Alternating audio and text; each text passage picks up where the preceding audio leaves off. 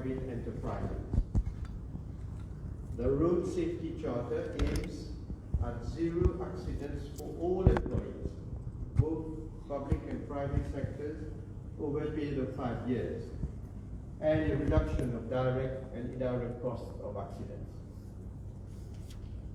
This reinforces the commitment of road safety at work and defines the principles to be adhered to in order to prevent the risks to which employees are exposed on the road. Here, I wish to place on record the commitment of Business Mauritius, representing the private sector, to lead the project through bureaus for the implementation of the Road Safety Charter. Whilst at the level of the public service, I am informed that 10 public sector organizations have already signed the Road Safety Charter. Actions are underway to increase the number of signatories towards this cause. I'm also happy to learn that presently the occupational safety and health officers are undergoing training by the Civil Service College, Mauritius, on road safety aspects at the premises of their MIT.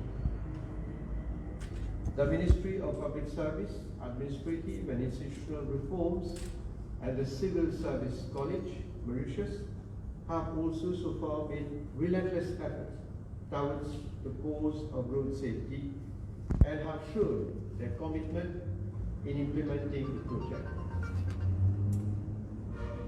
Ladies and gentlemen, on the strategy for improving safety standards of our road infrastructure, Section 123 AL2B of the Road Traffic Act makes provision for road safety audit to be carried out in the construction of new roads, traffic centers, and in the implementation of new traffic schemes, and to make such measures as appropriate to reduce the possibilities of accidents when the roads or schemes come into operation.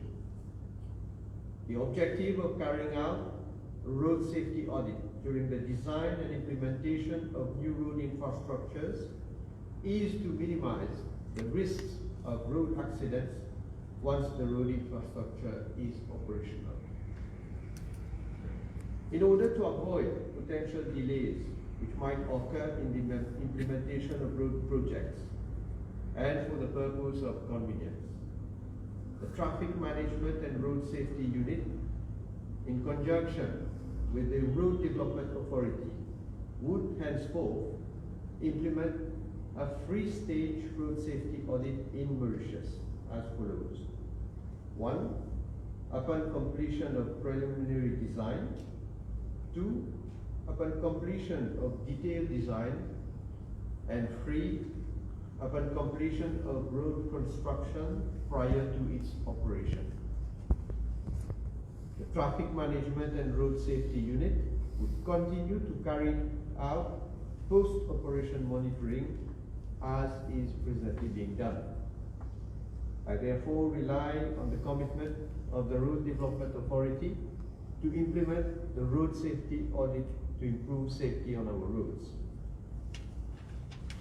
Ladies and gentlemen, on the strengthening of the road traffic law and enforcement, the Road Traffic Act has been amended on a number of occasions to provide the police force with the necessary tools for road traffic enforcement control. The law has been amended to control speeding, which is the major cause of road accidents. The legislation has also been amended to set the limit at 0 for drunk driving. The police force will soon implement the law to prevent driving under the influence of drugs, for which both the Forensic Science Laboratory and the police force have already procured the equipment. The Attorney General's office has accomplished a Herculean task in putting up the necessary legislations. However, we are still waiting the introduction of the probationary driving license, which I personally proposed a few years back, so that newly licensed drivers are provided sufficient time before they can master all the driving skills. The Ministry of Land Transport and Light Rail is also awaiting the traffic signs regulations and the regulations on medical fitness to ensure that our drivers can safely drive a vehicle. As usual, without the proper enforcement of the law by the police force, the positive results cannot be felt in the society. Ladies and gentlemen, as regards the re-engineering of the driving licensing scheme, there is still a lot to be achieved. With a view to reducing the number of casualties on our roads, it is proposed to train drivers and to impart appropriate driving skills in line with international best practices. Thus, the Ministry of Land Transport and Light Rail is working with the MITD for putting up Drivers Education and Training Center. It will be responsible for the delivery of a national standard training course for all categories of drivers, including riders of motorcycles. It will not compete with the driving schools, but will complement the learning process by providing the necessary driving trucks to learner drivers and learner riders. The licensing scheme for drivers, including motorcyclists and autocyclists, will be reviewed with the help of a strategic partner to be recruited by the MITD. A qualification process for driving instructors for all categories of vehicles, including motorcycling instructors, will be developed.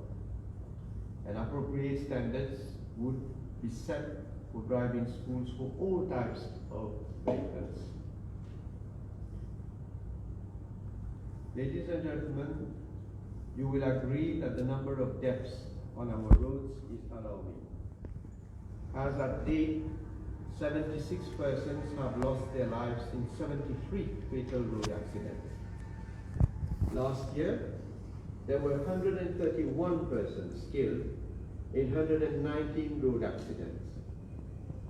At this pace, the target set to achieve 50% reduction in the number of killed and serious injury by the year 2035 would not be achieved. Hence, my appeal to more rigorous enforcement measures by the police force. The engineers of the Traffic Management and Road Safety Unit should also be trained in the road safety aspects, as each decision they recommend influence the lives of our citizens on our roads. It has been noted that the number of deaths in the age of 26 to 50 years is more than half of the total number of persons killed on our roads, and this shows a great indiscipline in the way of driving among our young generation. I therefore invite members to think on the ways and means to reverse this trend. Obviously, the main responsibility rests on all road users to adhere to rules and regulations with regard to road traffic. Before concluding, I invite all the members of the National Road Safety Commission to take note of the minutes of proceedings of the 4th National Road Safety Commission meeting, which was held on the 25th of September 2019, which have already been circulated. Thank you for your attention.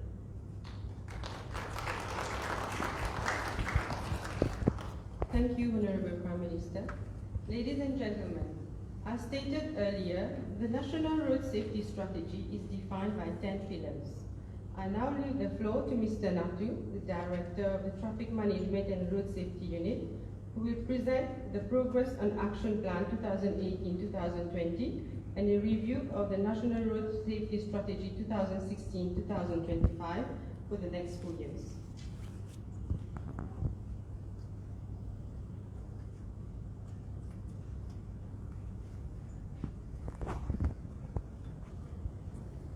Honorable Prime Minister, Honorable Ministers, members of the press, distinguished guests, ladies and gentlemen, good afternoon. So I have only 10 minutes to make my presentation, so I'll jump directly into the slides. First of all, let's have a look at the Global Status Report on Road Safety issued by the World Health Organization in 2018. 1.35 million people die each year on the world's road. Road traffic injury is a leading cause of death between 5 and 29 years. The safe system approach to road safety has been adopted for the Decade of Action for Road Safety 2011-2020, and this is based on 5 pillars: road safety management, safer road and mobility, safer vehicles, safer road users, and post-crash care. The third Global Ministerial Conference on Road Safety recognized that the SDG target 3.6, that is reduction of road death and injury by 50%, will not be met by 2020. Hence, the proclamation of the second Decade of Action for Road Safety, 2021-2030, whereby the target has been extended to 2030. At the national level, as has already been said, we have the National Road Safety Strategy 2016-2025 that has been adopted, and it is based on 10 strategic fields of action.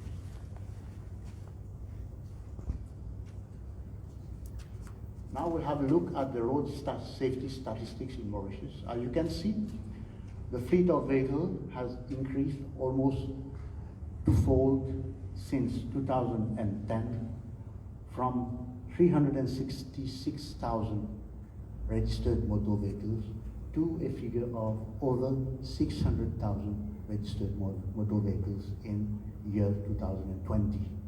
And you can see that the rate of fatalities per 100,000 population has fluctuated between 12.7 and 12.7 in 2010 and 12.7 and 10.7 in 2020. Correspondingly, in 2020, the number of killed was 131.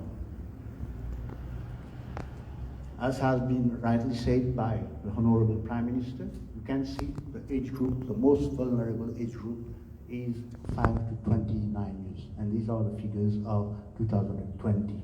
And it is followed by the age group 30 to 44, representing 25% of the total killed on our roads in 2020. Now we'll have a look at the status of the Road Safety Action Plan made under the Road Safety Strategy.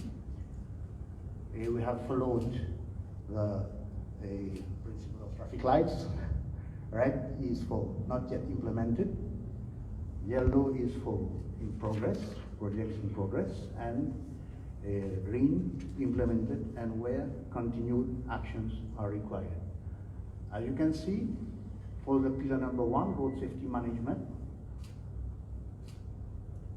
among the 4 actions, we have implemented 2 actions, but still we need to have continued action on these 2 actions that have been completed. Whereas for the improvement of road safety capture, I hopefully by the next week will be completing all the remaining parts, and will be maintaining the road crash database. This is being ensured by the States Informatic Limited of Mauritius. Regarding pillar number 2, safer road infrastructure, here also we have already implemented most of the action, except for reviewing and classification, reviewing the classification and speed limit of existing road. Here you will see that we have a pilot project in Port Louis, whereby the local streets in Port Louis will be having a speed zone of 30 kilometers. And the collector and distributor road will be, is already having a speed limit of 40 kilometers per hour. You can also see an example of a traffic calming device, speed table that have been fixed near one school in Port Louis. Regarding pillar number 3, safer vehicles, over here, you will see that action number 9 requires our attention, because right now, the age of a control for fitness after a vehicle has been purchased is 7 years after it has been purchased. So we need to look at it particularly for motorcycles and motorcycles. Fitness examination of all motor vehicles involved in road crashes, action need to be taken there as well, such that these vehicles are not put back on the road traffic system, into the road traffic system, particularly for vehicles which have suffered structural total loss. For pillar number 5, education side, we must say that we had the full collaboration of the Ministry of Education on this, and all the actions are being implemented. If we did not have the COVID pandemic, it would have been completed, right? So we are left only with the training of holistic teachers for the practical part of the road safety education in primary schools. Still regarding pillar number 4, actions regarding raising awareness amongst road users to modify their behavior on our roads. This is also in progress, being implemented, and requires continued efforts. Regarding the Road Safety Charter, as has been said already by the Honorable Prime Minister, we are having the collaboration of Business Mauritius fully on this, and we are actually giving training to safety and health officers at the MITD. Regarding new laws, as has been said, drug driving laws has been passed since over 4 years, right? But we were awaiting for the police to procure the roadside drug testing kit. I think it has been done. So as soon as it is being supplied, I think we can proclaim the legislation. Regarding child restraint, it has been finalized by the SLO, and very soon it will come into operation. Regarding traffic sign regulation, this also has been sent to SLO, and we are awaiting for finalization. For enforcement side, the police will be reporting on this just after this presentation.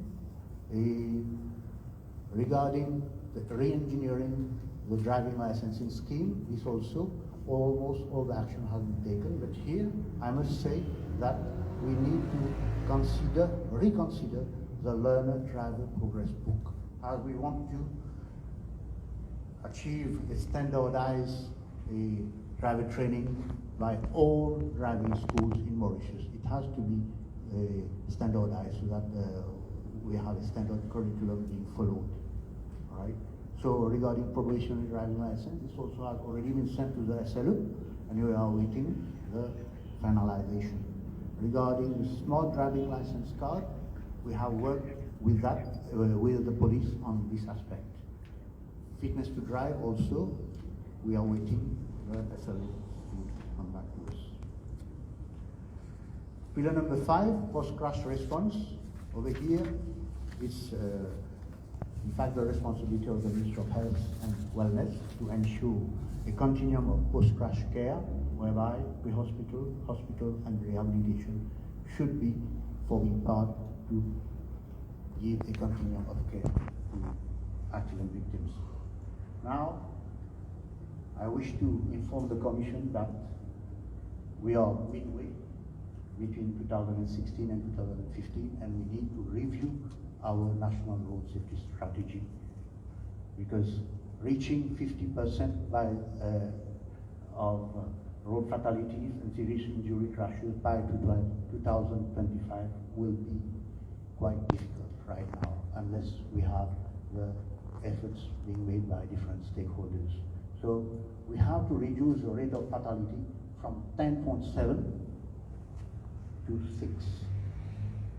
It's not impossible, it requires concerted efforts. So I think we will have to have a multi-sectoral workshop to be able to come up with a revised, a reviewed national road safety strategy and action plans. I wish to also inform the Commission that the National Audit Office made some recommendation and they carried out a performance audit on enhancing road safety in Mauritius. So the main recommendation is that we should establish a lead agency that takes the responsibility to ensure multi-sectoral coordination of road safety intervention, and they have to be empowered by law. I thank you for your kind attention.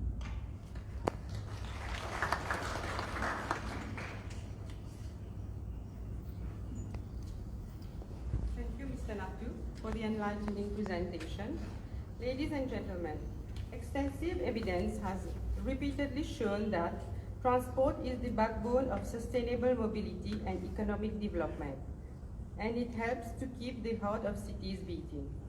Jugnauth, road safety is a determining factor in ensuring safe mobility. Distinguished guests, I now have the honor to invite Honorable Jugnauth, Minister of Land Transport and Light Rail, Minister of Foreign Affairs, Regional Integration and International Trade, for his address. Thank you, Master of Ceremony. Honorable Prime Minister, Honorable Vice Prime Ministers, my colleague ministers, senior and other officials of our different ministries, representatives of the private sector, distinguished guests, ladies and gentlemen. The promotion of road safety has always been high on the agenda of this government. And as we just heard, the implementation of the National Road Strategy, led by my ministry, translates this resolve of government to curb down road accidents. In fact, road accidents, as we have just seen, transcends national borders, and this is a matter of concern globally. And according to the Global Status Report on Road Safety published by the WHO in December 2018, the number of deaths occurring as a result of road accidents reached the staggering figure of 1.35 million annually. But in spite of the several measures taken to reduce the occurrence of road accidents, statistics unfortunately reveal that a higher number of persons are involved in fatal accidents. In fact, as Mr. Natu just told us, the rate of fatalities per 100,000 population was found to be 10.7 in 2020 and is equivalent to almost 3 deaths every week. These figures are telling, in as much as half of these casualties relate to two-wheelers, and it has further been observed that a significant number of young people are involved in those road accidents. It has to be reckoned that the impacts of road accidents are manifold, and they not only result in profound and psychological wounds on the families of the departed, but they also, as we know, rid the country of so many of its active population. Accordingly, road accidents have had a devastating impact on the economy of this country over the past decades in terms of human loss, material damages, decline in productivity, as well as its associated toll on our healthcare system and emergency services. In fact, a recent study carried out by the University of Mauritius shows, as the Prime Minister just highlighted, that the cost of accidents to our economy amount to some 6 billion rupees annually. And on the other hand, as we have seen also, rapid urbanization and the growth in vehicle ownership are known to have an incidence on the rate and severity of road crashes. We have an annual growth of 4.2% in vehicle registration for the past 10 years. And as at 31st December of last year, it stood at 600,053. And therefore, it is clear that there are strong reasons for a renewed focus on road safety so as to keep the accident rate to a minimum. In the face of so many casualties and rising number of persons less severely injured or crippled, a do-nothing scenario is therefore not an option.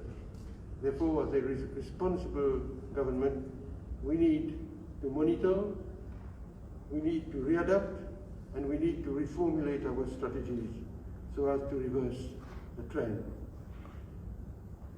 But it is clear, and it is an indisputed fact, that it is the behavior of road users which very often triggers road crashes, especially when they blatantly disregard road traffic rules or show a lack of discipline.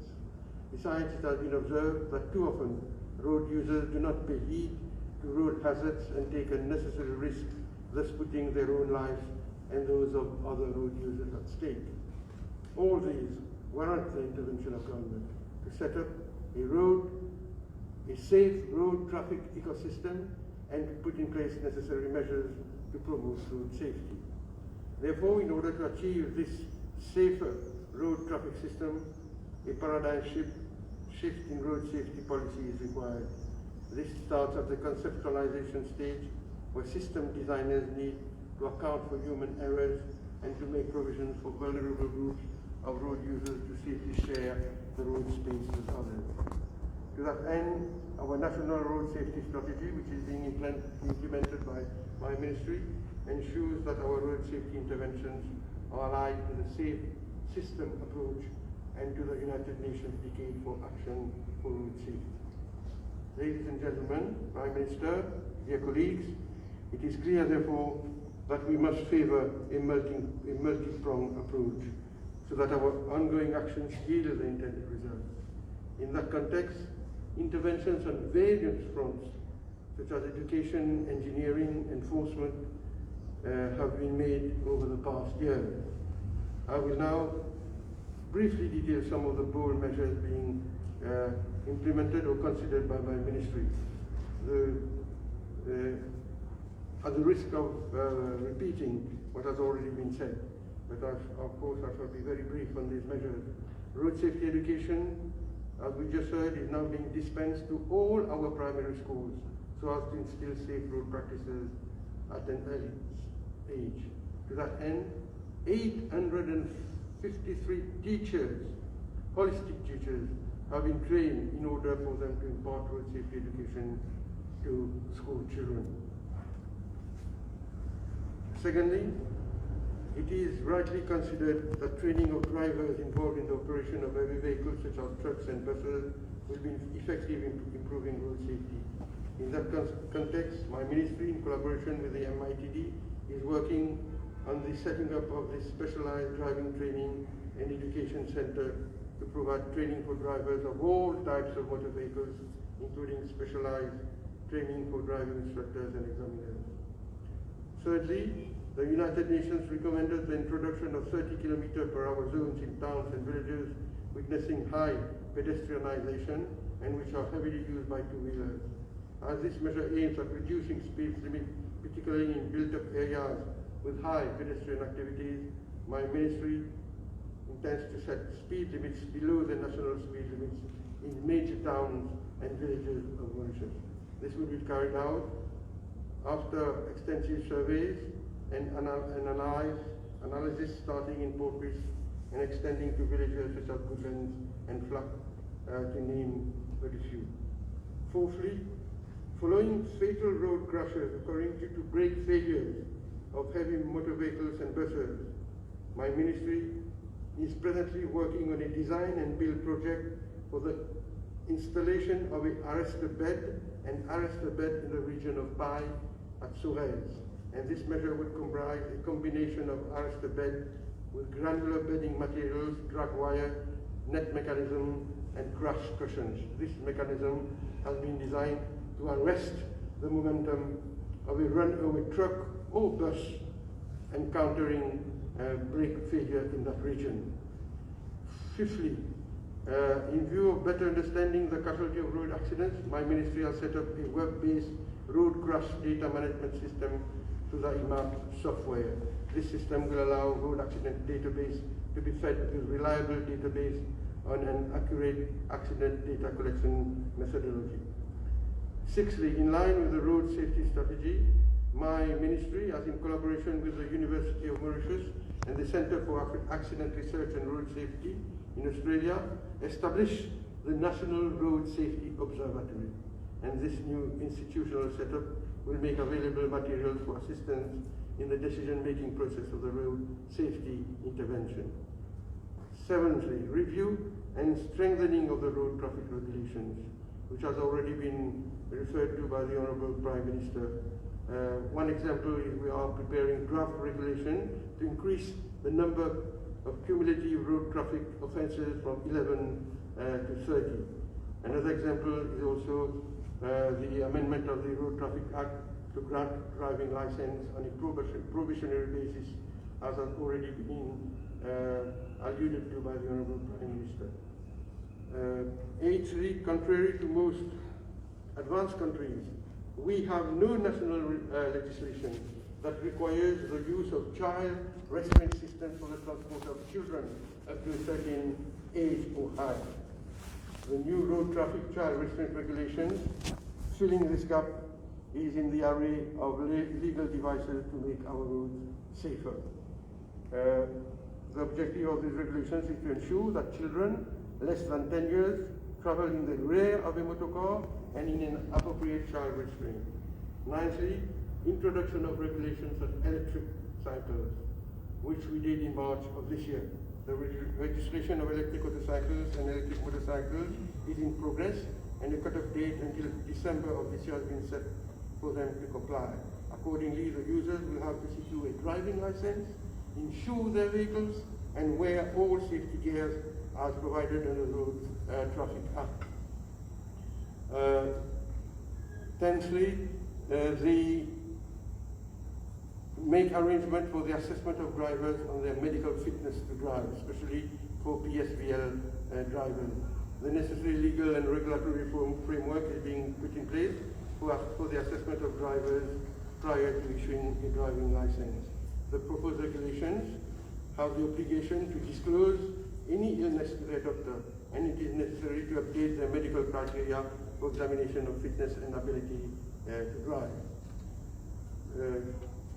Ladies and gentlemen, I need to add that the mandate of the Road Safety Observatory pertains to the conduct of research, capacity building, and outreach in partnership with relevant stakeholders so as to improve road safety in Mauritius. But I will leave that to the Minister of Education to further elaborate on the studies which have already been carried out. Besides the reinforcement of capabilities of resource persons and the provisions of specialized tools for research-based intervention, our legal framework is continually being reviewed with a view to provide for more stringent penalties in order to deter reckless driving and inordinate driving behavior. In this context, I need to stress that legislation should not be construed as a repressive tool aiming to penalize defaulters, but rather as a means to protect road users.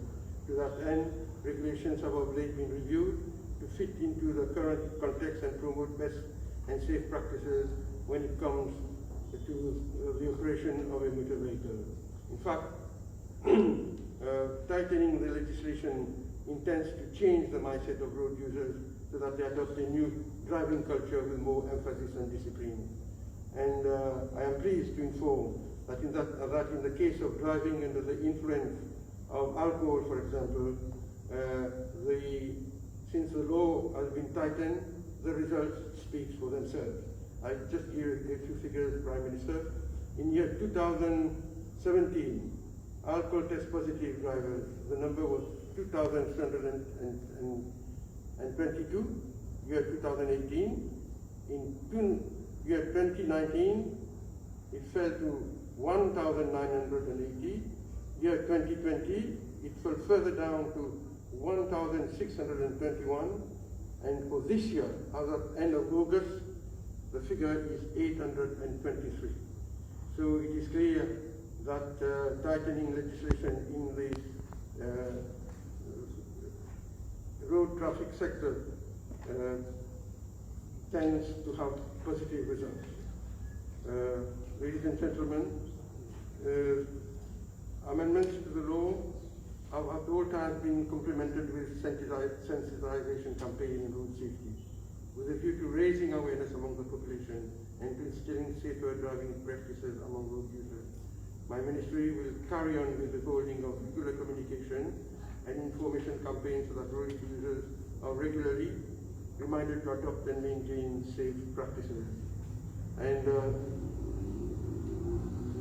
my ministry has several other projects in the pipeline so as to further consolidate our efforts in addressing road crashes, such as the treatment of hazardous roads. Likewise, several infrastructural projects are going on so as to improve road amenities, and this to enhance the road safety, especially at dark spots.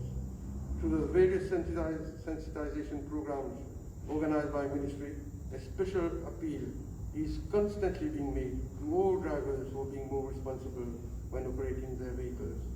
At a time when the country is more than ever reliant on its human capital, young persons cannot afford to gamble with their lives and those of other road users by resorting to overspeeding or by flouting road rules.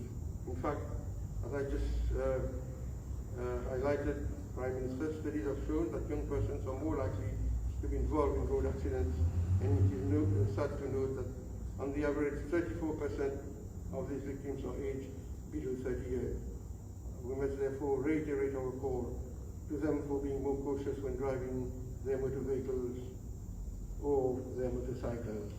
It is to be noted that according to police records, out of the 131 persons killed in 2020, 51 were auto or motorcyclists, representing 38% of the total death roll.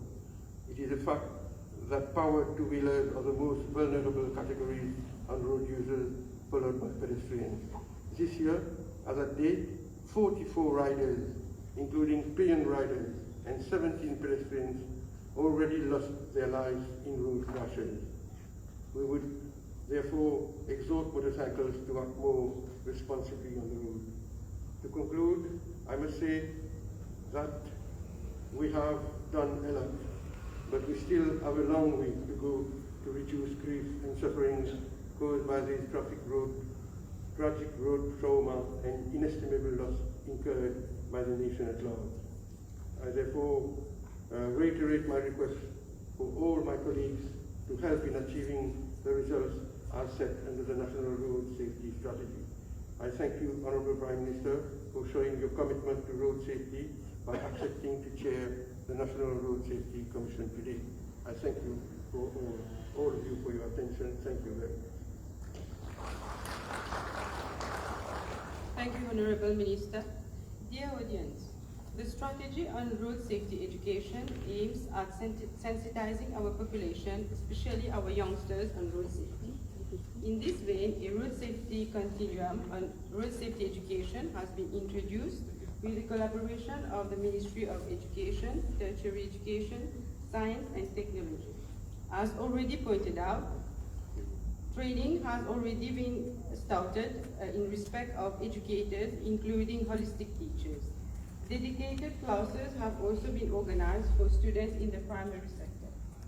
I am now pleased to invite Honorable Mrs. Jugnauth, Vice Prime Minister, Minister of Education, Tertiary Education, Science and Technology, to give us more information on the commendable contribution of the Ministry as regards road safety. Thank you. Honourable Prime Minister, my colleague ministers, senior officials from the different ministries present, ladies and gentlemen, good afternoon. The teaching and sensitizing of learners on all aspects of road safety are in fact key factors in maintaining an optimally secure and safe environment for them.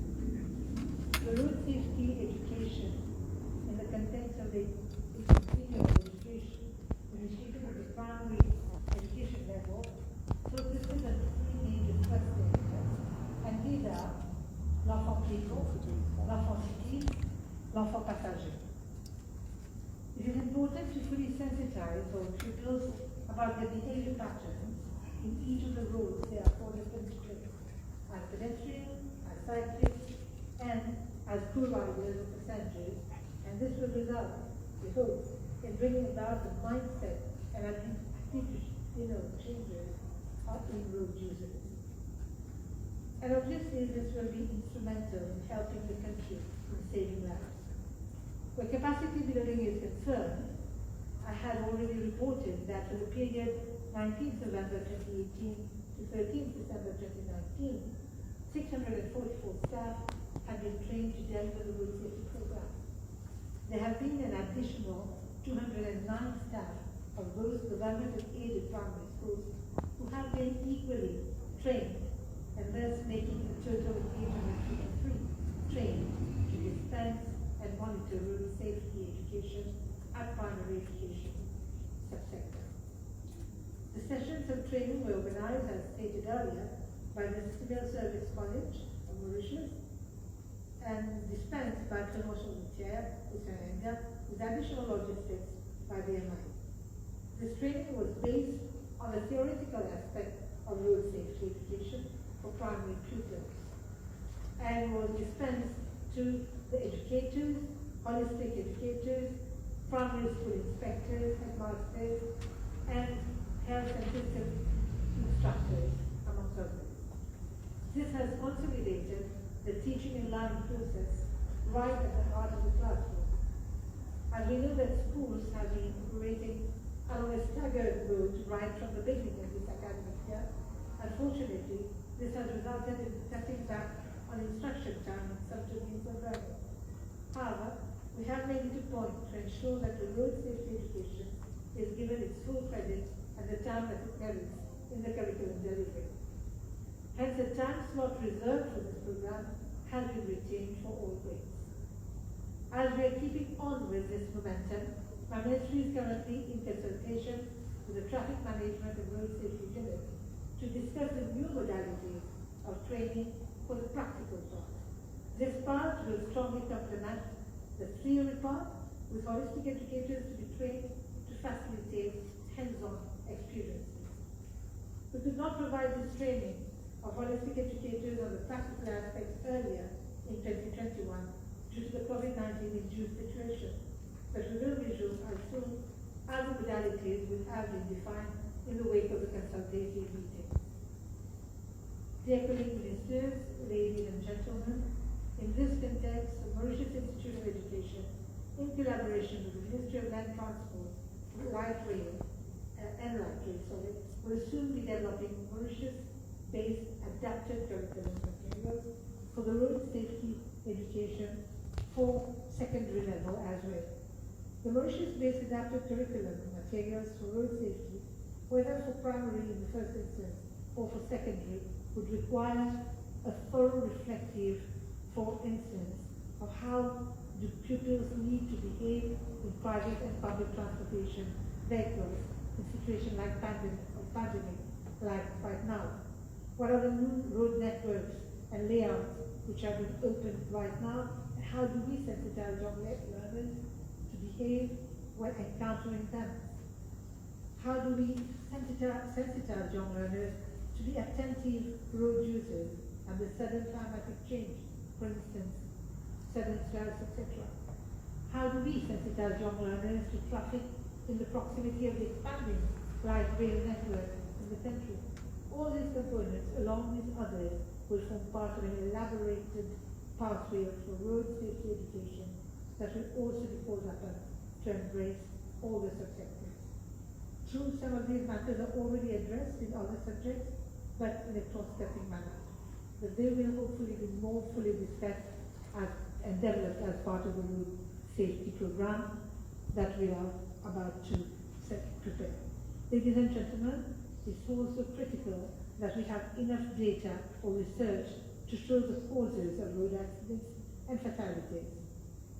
I have been made aware that the National Road Safety Observatory has been set up in 2019 with the help of CARSQ of Australia. This RSO will serve as a Centre of Excellence for Road Safety in Mauritius, and in this respect, a memorandum of understanding was signed in March 2020 between TMRSU and the University of Mauritius. The observatory and the University of Mauritius will support the TMRSU, amongst others, in terms of policy, research and development at the national level. The observatory will, inter alia, lead research into road safety issues, propose policies based on outcome of research for implementation, develop and deliver comprehensive and effective training, coordinate data compilation, monitoring, and reporting on results of research studies, and also serve as a center of excellence and as a hub for practical and effective advice. So far, 3 research projects have been completed and the findings have been made public just recently. These projects are the road traffic deaths and injuries, the shadow to GDP and welfare in Mauritius. The second one, understanding road users' behavior and attitudes in Mauritius. And thirdly, understanding pedestrian use of crossing facilities in Mauritius.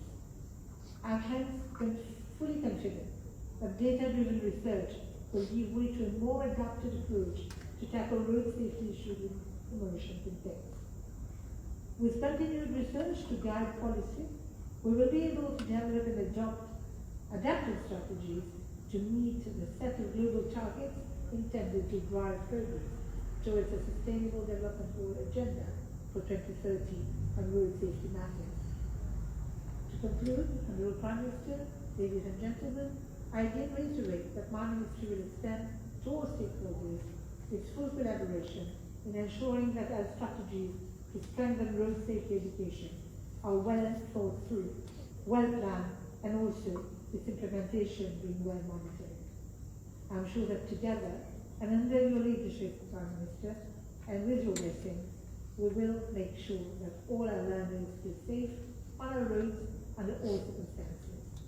We all want them to be responsible citizens, and we know that to be responsible citizens also entails being responsible road users. I thank you for your attention. Thank you, Vice Prime Minister. Distinguished guests, road safety calls for road safety standards on our road furniture, including proper maintenance of our roads. In fact, road development and maintenance have to keep pace with the international good practice in road safety engineering. This necessitates regular review of the functions that a road has to serve. You would agree that our local authorities play a very important role in the maintenance of our road furniture. Without any delay, I now have the pleasure to invite Honorable Asnu, Vice Prime Minister, Minister of Local Government and Disaster Risk Management, for his speech.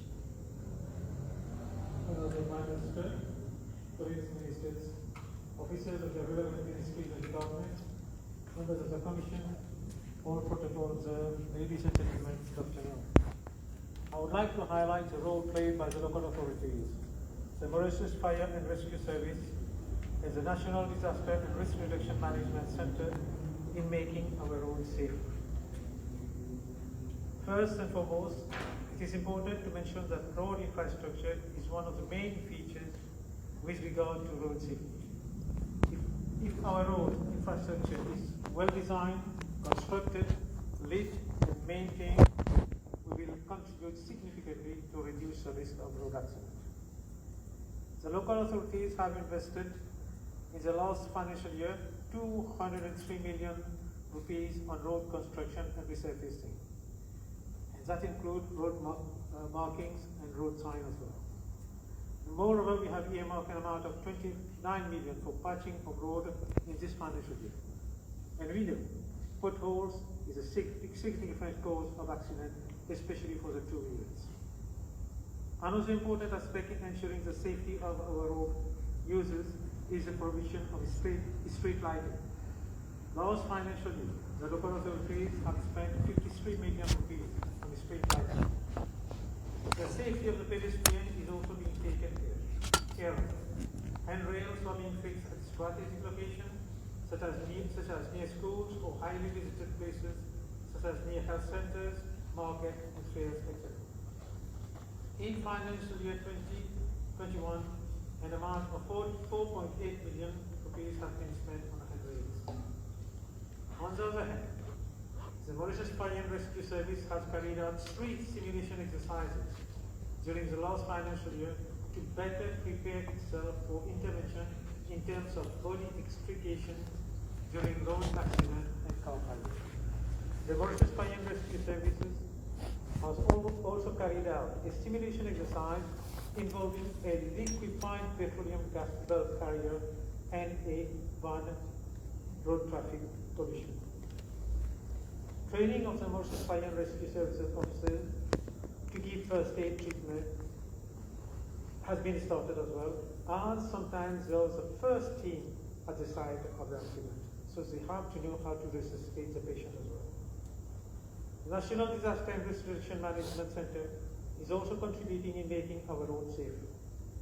The National Disaster and Restoration Management Center is also looking at the impact of the recent flooding events on road safety and would soon come up with a proposal in terms of identification of flood-prone areas along the roads and installation of road traffic signs to indicate flood hazards. To conclude, I reassure the Commission that my ministry will leave no stone unturned in order to make our road as safe as possible for the road users and the public in general. Thank you very much for your attention. Thank you, Vice Prime Minister. Ladies and gentlemen, with a view to enhance the roadworthiness of vehicles plying on our roads, examination of vehicles has been privatized with the coming into operation of 3 private vehicle examination stations in November 2016. Thus, vehicle inspection and certification are carried out through sophisticated equipment in line with acceptable level of safety norms, including those relating to carbon emission rate. Continuous crackdown operations are effected by enforcement authorities, including the police du transport. The setting up of a scrapyard for total loss vehicles is yet another laudable project being spearheaded by the Ministry of Environment, Solid Waste Management and Climate Change. With these words, please allow me to invite Honorable Ramano, Minister of Environment, Solid Waste Management and Climate Change, to address the audience. Honorable Premier ministre, honorable collègues ministres, représentants des ministères et différents départements, distingués invités, permettez-moi tout d'abord de remercier l'honorable ministre de la possibilité d'informer la National Road Safety Commission, les membres présents du projet de scrapyard que mon ministère développe conformément au National Road Safety Strategy. Honorablement, distingués invités, la division de la gestion des déchets solides de mon ministère s'est engagée dans la mise en œuvre de sa nouvelle stratégie de gestion des déchets solides et de son plan d'action axé sur la séparation à la source, la récupération des ressources, le recyclage, c'est-à-dire la mise en place d'usines de compostage et d'unités de tri au niveau régional. Avec cette nouvelle stratégie, le paysage de la gestion des déchets solides à Maurice est appelé à un changement majeur à court et moyen terme, une approche d'économie circulaire étant privilégiée au détriment du modèle classique linéaire Take, Make, Waste. En dépit des projets ambitieux de gestion des déchets solides mentionnés plus haut, la division de la gestion des déchets solides mène également, entre autres, une série d'autres projets en lien avec l'économie circulaire, tels que la mise en place d'une usine de traitement de pneus usagés sur la base d'un partenariat public-privé, une faisabilité sur la gestion en ROI des déchets organiques, un système de responsabilité élargie de producteurs pour la gestion des déchets électriques, électroniques et la mise en place d'un scrapyard pour les véhicules haut d'usage, entre autres. Avec la croissance et le développement économique, le nombre de véhicules neufs et d'occasion augmente dans l'île. En conséquence, un nombre important de véhicules deviennent également vieux et obsolètes, et on s'attend à ce que le nombre de véhicules approchant leur fin de vie augmente encore dans les années à venir. Les véhicules, et aussi les véhicules hors d'usage, comprennent les véhicules abandonnés, les véhicules gravement endommagés, communément appelés Total Loss Vehicles. Et cela devient un enjeu majeur sur l'île, tant du point de vue de la sécurité routière que du point de vue environnemental. Le ministère du Transport a indiqué que plusieurs Total Loss Vehicles reprennent malheureusement la route après avoir été réparés ou modifiés. Ceci est également considéré comme une menace pour la sécurité publique sur nos routes.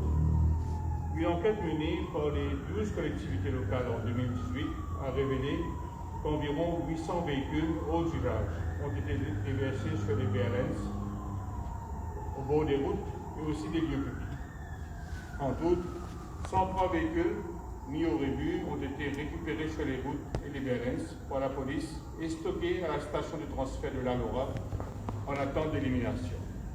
Aussi, il existe plusieurs scrapyards informels où les revendeurs de pièces détachées effectuent leurs transactions.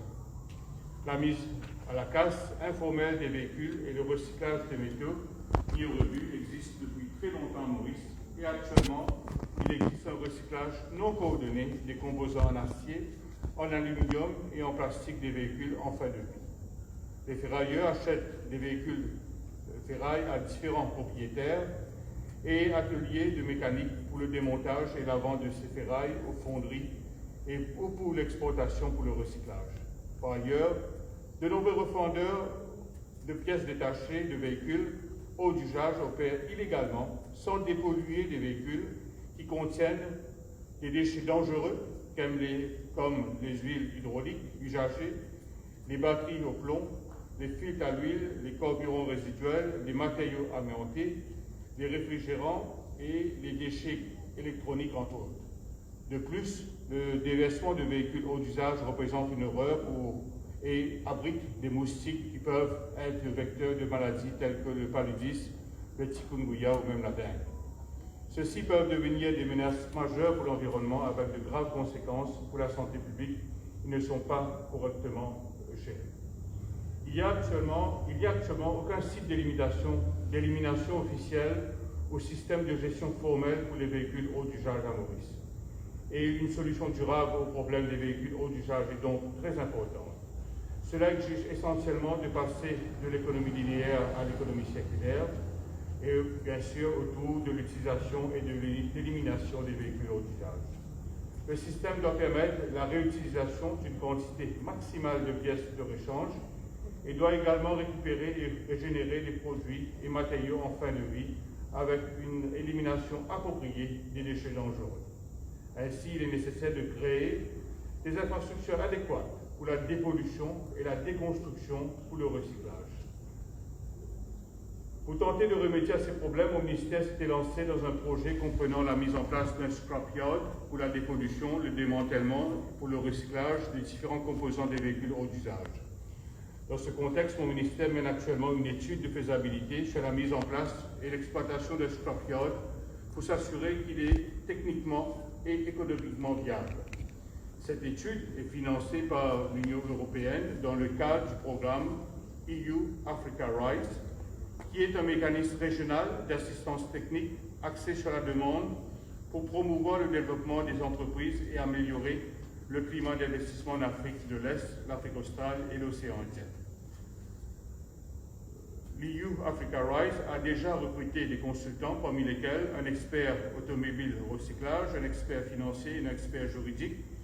La réunion de lancement de l'étude de faisabilité s'est tenue le 7 septembre 2021, au cours de laquelle des discussions préliminaires ont eu lieu entre les représentants de mon ministère, le ministère du Transport et le ministère des Infrastructures nationales et du Développement communautaire. Les consultants entameront bientôt des consultations avec les principales parties prenantes et un rapport de faisabilité final est attendu d'ici février 2022, et les principales composantes de l'étude comprendront entre autres une revue de la littérature sur les références internationales, une enquête sur le nombre de véhicules importés et des véhicules hors d'usage, une analyse une analyse approfondie et critique de la situation actuelle, une évaluation de la situation actuelle et du cadre juridique existant, une évaluation du Draft Total Loss Regulations, actuellement en cours d'élaboration par le ministère du Transport, et proposer des amendements au cadre juridique existant. Et bien sûr, procéder à une évaluation de l'économie du recyclage. Après approbation du rapport d'étude de faisabilité et sur la base de recommandations, un document, un Request for Proposal, sera alors préparé pour inviter les développeurs de projets à soumettre leurs propositions. Honorables membres, les émissions de véhicules affectent grandement la qualité de l'air. Par conséquent, je dois aussi mentionner que la surveillance et le respect de la qualité de l'air sont d'une importance primordiale. Dans ce contexte, le budget 2021-2022 a prévu un montant de 10 millions de roupies pour l'acquisition de smoke meters, pour mieux contrôler la pollution des gaz d'échappement des véhicules. Cela fournira aux organismes chargés de l'application, notamment la police de l'environnement, le Traffic Management Branch, le National Land Transport Authority, le Ministry of National Infrastructure, une méthode plus cohérente et objective pour effectuer des tests d'opacité en bordure de route.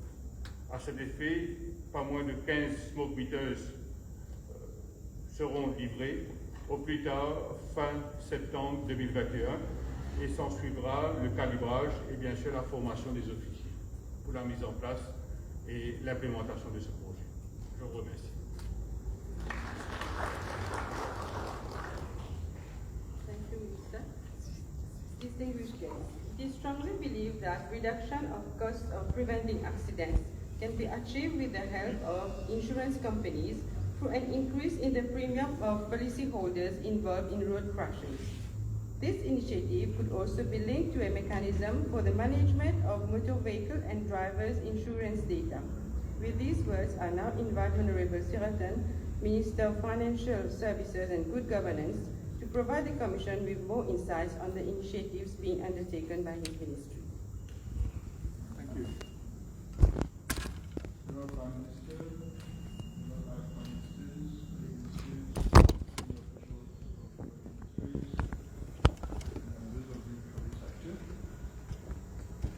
Good afternoon to you all. My ministry was tasked to look into how we can go to reforms in the insurance sector so to enhance the road safety in Mauritius. In fact, in 2019 we were given the task to set up a committee to look into how we can put in place a bonus and malus system to bring drivers more responsible on the road. And this is a system that has worked elsewhere and has brought positive impact in terms of reducing road accidents. So the committee, led by my ministry, was worked together with the NLTA and the Financial Services Commission. They met on several occasions, and the findings were that it includes, in fact, to come up with the setting up of a national insurance claims database that could capture the profile of each and every road users, drivers, so that all the insurance companies can have access to the same information, and so that then they can claim premiums to drivers and be able to identify responsible drivers and irresponsible drivers. So the thing to start with is to have this national insurance claims database in place. In fact, we had to amend the Insurance Act, which was amended at the Finance Bill in July this year. And the FSC, which have been given the responsibility to host this database, has launched in September this year, beginning of September, an awareness campaign with all the stakeholders to have their views in how we're going to put in place this database. And a steering committee has been put in place under the chairmanship of my permanent secretary to ensure that this database is implemented rapidly. It's only then that the Audit management system will be set up to be integrated with this database so that all the stakeholders would have the access to all the relevant information, and henceforth the drivers, those who are going to look for motor insurance, will be claimed accordingly to their behavior on the road. I mean, like I said, the bonus-malus system is a system that has worked elsewhere. Those who are responsible, less prone to cause accidents, will be claim a premium which is lower, and those who are responsible on the road and are more prone to cause accidents to be claim a higher insurance premium. So this is where we have reached so far. The ministry is working together with the NLTA, the FSC, and other stakeholders, the Insurance Association, together to be able to implement this system in the near future. So rest assured, Honourable Prime Minister, we are looking at it closely so that we can come forward rapidly with the system to be implemented in Mauritius very soon. With these words, I thank you for your attention. Thank you, Honourable Minister. Ladies and gentlemen, the police is providing continuous support towards ensuring crackdown operations throughout the island to maintain optimum enforcement of the law. A police traffic enforcement squad comprising 40 trained riders is operational at strategic locations, and these riders are mainly responsible to book irresponsible drivers. Let us now listen to Mr. Rambersi, Chief Inspector of Police, Traffic Branch, who will enlighten us more on the police road safety interventions and enforcement action areas.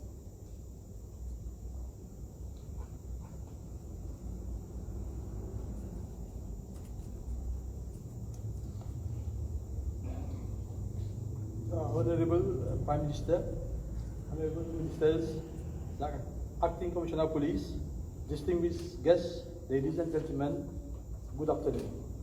Today I have the honor and privilege to make a short presentation on police actions in the field of road safety. The number of road accidents resulting in death and serious injuries is a matter of great concern for everybody. The level of police road safety remains one of the top priorities, and under the leadership of the Acting Commissioner of Police, Mr. Audit, several initiatives are being taken and a lot of resources are being deployed to render our roads safer. Our actions are focused mainly on enforcement and secondly on sensitizations of road users.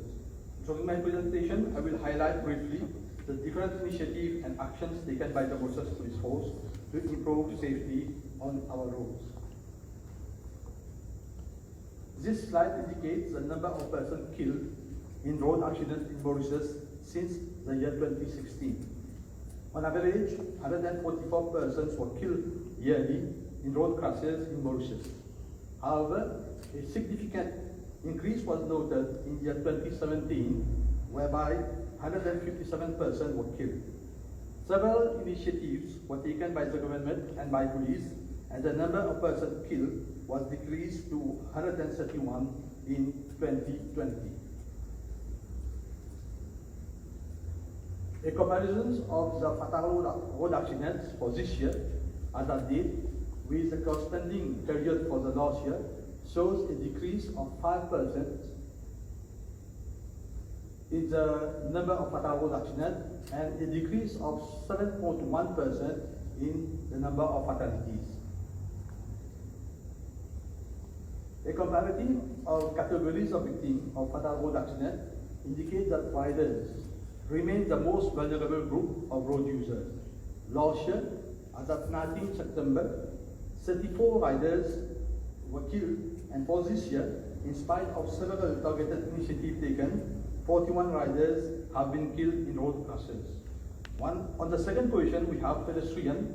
This year, 17 pedestrians died, which represent 22% of the total number of victims. The strategy of the Mauritius Police Force to render our roads safer is based mainly on enforcement of road traffic laws. For this year, as of date, 71,542 road traffic contraventions have been established.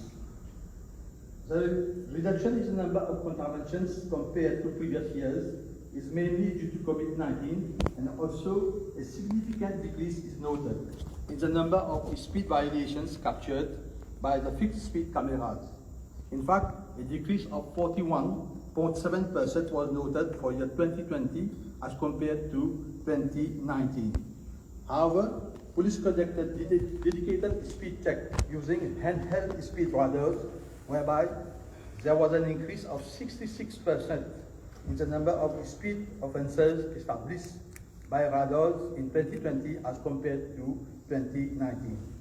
Over and above the routine police control, dedicated and targeted operations and vehicle checkpoints are conducted daily at strategic locations and prevent and detect road violations. Police enforcement is geared mainly towards offences that are related to road safety. For this year, as at date, among the 71,542 contraventions established, more than 30,000 are for exceeding speed limit, 823 for driving under the influence of alcohol, 785 for using mobile phone while driving, which represent a major source of distractions for drivers, 1,044 for dangerous driving, and 507 riders were booked for failing to wear crash helmet.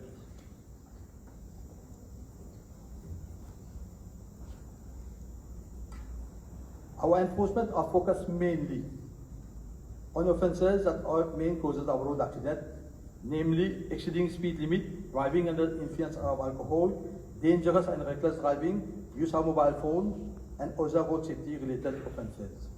Operations conducted by police or intelligence-led based on analysis of road crashes that are collected from different sources. Non-police pattern cars are also used to detect road violations. This not only creates the element of surprise, but also creates the fear of being caught, which acts as a good deterrence. Studies have shown that speeding and drink driving are the two main causes of road accidents. As such, speed check and alcohol-test operations are conducted daily at strategic locations, with particular focus at accident-prone areas and at black spots. Specific alcohol-test operations are carried out during weekends and during hours where the likelihood of person driving under the influence of alcohol is high. Certain alcohol-test operations start as at 3 o'clock in the morning. As mentioned earlier, the Road Traffic Act has been amended and makes provisions for new procedures to be followed to establish the offence of driving under influence of drug. However, this section of law has not yet been proclaimed. Police has already acquired the preliminary drug testing kits to carry out drug tests upon drivers, and police officers have already been trained on the use of the kits and on relevant legal procedures. The new legislation related to driving under influence of drugs will be shortly enforced following its proclamation. As per statistics, riders represent around 52% among the total number of persons killed in road crashes. Likewise, much emphasis is being laid toward two-wheelers in terms of enforcement as well as in terms of sensitization. With a view to reduce the number of fatalities involving two-wheelers, a special operation targeting auto motorcycles are conducted daily around the island. For this year, as at date, more than 164,000 auto motorcycles have been checked and 15,661 contraventions has been established against riders. Speeding and drink driving being the main causes of fatal road accidents and serious injury accidents, different units of the Mauritius Police Force are issued with handheld speed detectors, alcohol testing apparatus, and other equipment to prevent and detect traffic offences. Besides enforcement of traffic laws, the Mauritius police force is actively very much active in sensitizing different categories of road users through lectures, community policing forums, workshops, radio and TV programs, free driving test sensitization, etc.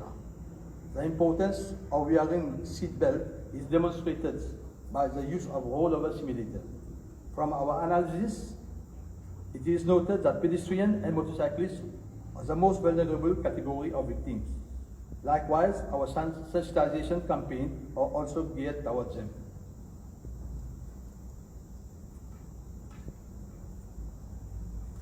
New legislation and stricter penalties coupled with sustained enforcement are contributing to improve drivers' behavior. Police will maintain intelligence-led and targeted enforcement further render our roads safer. Coupled with enforcement, enhanced sensitization of road users will be carried out, making use of social media in partnership with other authorities and stakeholders, and by making maximum use of modern equipment and technologies. Under the initiative of the Acting Commissioner of Police, a new strategic plan is being prepared for the police, and under which reviewed strategies will be introduced to improve safety on our roads. The fight against road insecurity is a continuous challenge for the Mauritius Police Force. We will leave no stone unturned to render our roads safer. What is a challenge will never give up. With this, I thank you for your attention.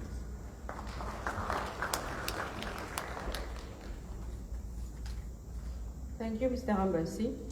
Ladies and gentlemen, the pillar and strengthening of the road traffic law and enforcement relates, amongst others, to targeting the three best-known causes of accidents recently mentioned, which are speed, alcohol, and the use of mobile phone while driving. In that respect, as stated earlier, the Road Traffic Act has been reinforced with regard to drunk driving and speeding offences, which are now included under the cumulative road traffic offence system. I now have the honor to invite Honorable Gobin, Attorney General, Minister of Agro-Industry and Food Security, to tell us more on the various legislative amendments brought to ensure optimum enforcement. Honorable Prime Minister, colleague ministers, supervising officers and other public officials, members of the private sector, members of academia, good afternoon. Prime Minister, I have to report as set out in the agenda for today on a number of legislation, so I will be taking them one by one. First of all, the Road Traffic Child Restraint Regulations 2021. The records of my office at the Attorney General's office show that the vetted child restraint regulations have been sent to the Ministry of Land Transport and Light Rail on the 30th of June. Regarding the road traffic technical prescriptions for protective helmets regulations, same have been vetted and sent to the Ministry on the 5th of August. The most recent regulations completed were the road traffic regulations on medical fitness, which have been sent to the Ministry of Land Transport only last week, that is on 16th of September. For this regulation, there is, of course, further consultations to be held. These regulations will concern those medical conditions which cause an impairment to drivers or riders. So both the Ministry of Land Transport and my office require the technical expertise of the Ministry of Health, because those medical conditions are going to be listed in a schedule.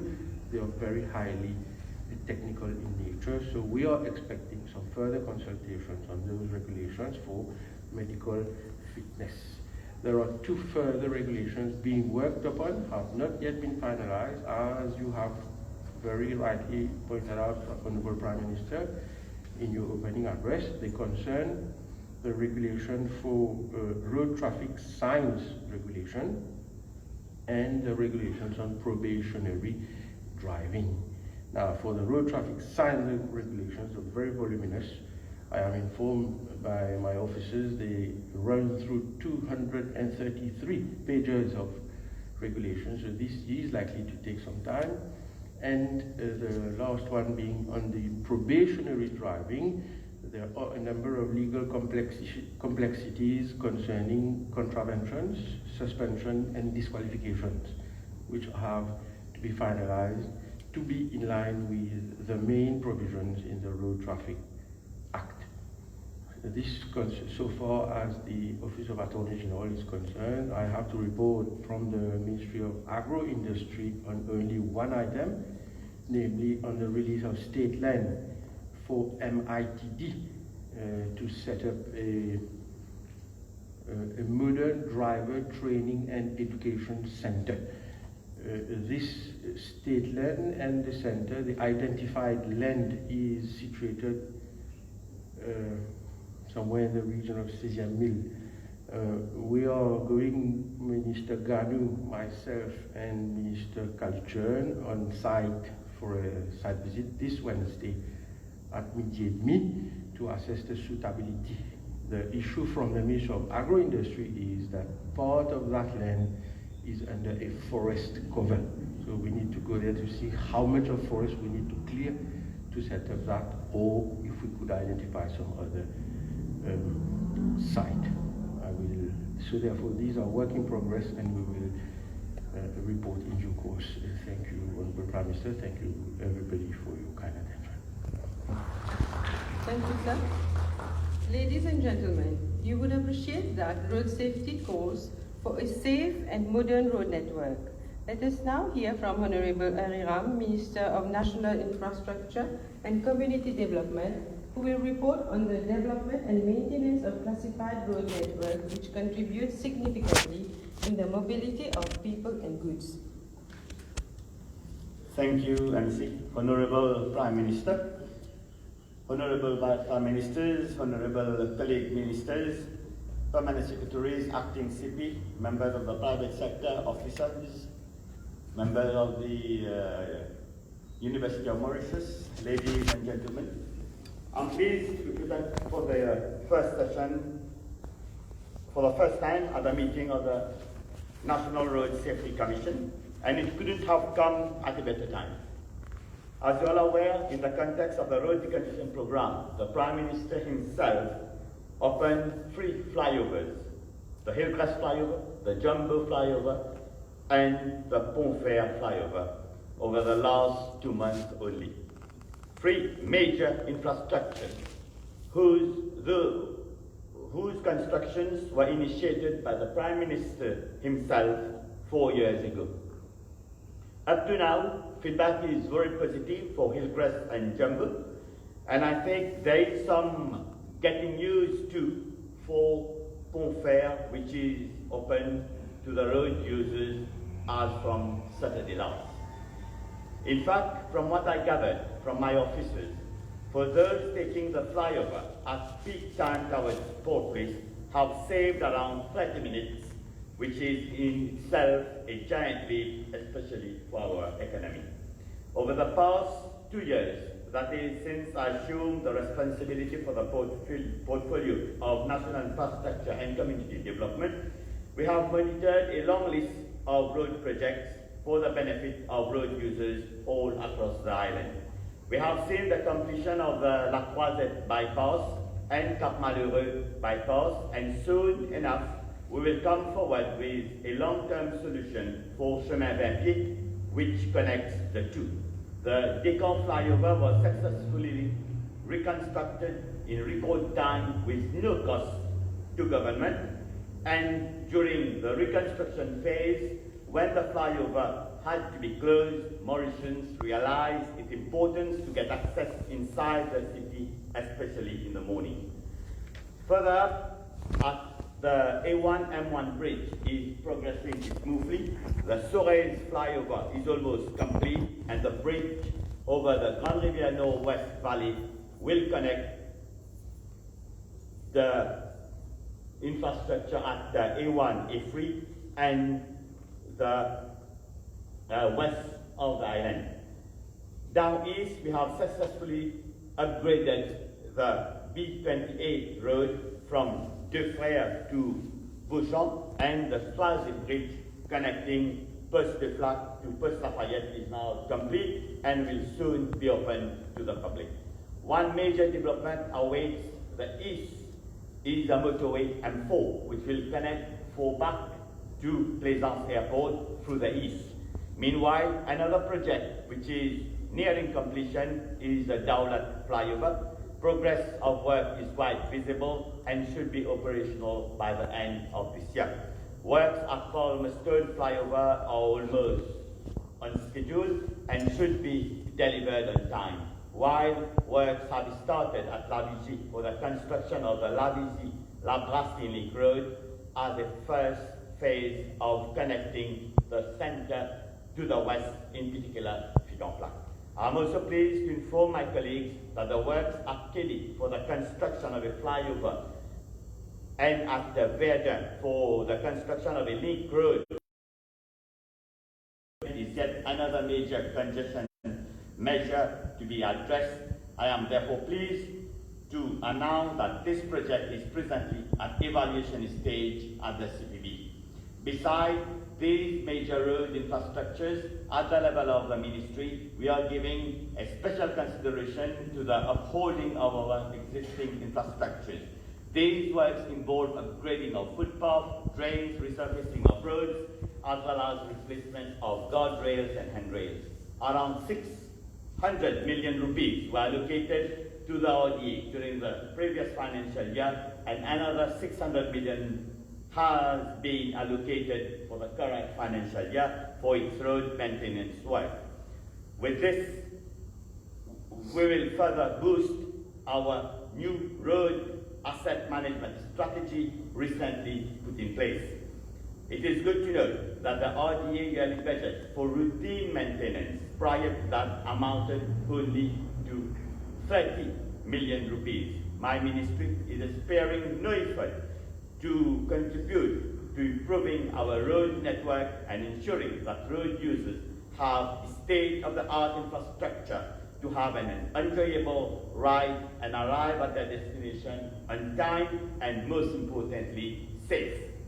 And now, to further reduce traffic jam and improve road usage, we are coming forward with a new road strategic network. The objective is to set up a blueprint of an ideal road network that will connect the whole island, and when implemented, it will last for generations to come.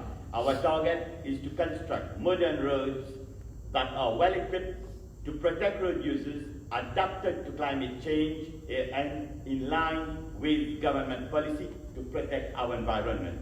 I'm informed that we will soon appoint a consultant to come forward with this master plan.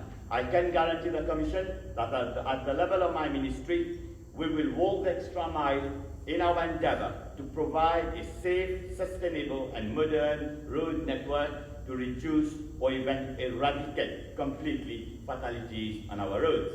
Hand in hand with all other ministries and other partners concerned, we will step up our game for the benefit of all our citizens and deliver as we always have. I thank you for your attention. Thank you, Honorable Minister. Dear audience, as rightly stated during previous interventions, strategies become more effective through appropriate training. As regards road safety, necessary training is essential for drivers and those involved in the process of transforming an individual into a responsible driver. In this context, the setting up of the Drivers Education and Training Center is a major milestone targeting the ultimate reduction in the number of accidents. Dear distinguished guests, Honorable Kalichan, Minister of Labour, Human Resource Development and Training, Minister of Commerce and Consumer Protection, has presented his apologies for not being with us this afternoon. However, please join me to hear more about the setting up of a modern driver training and education center for Mauritius from Mr. Goriba, coordinator at the MITT.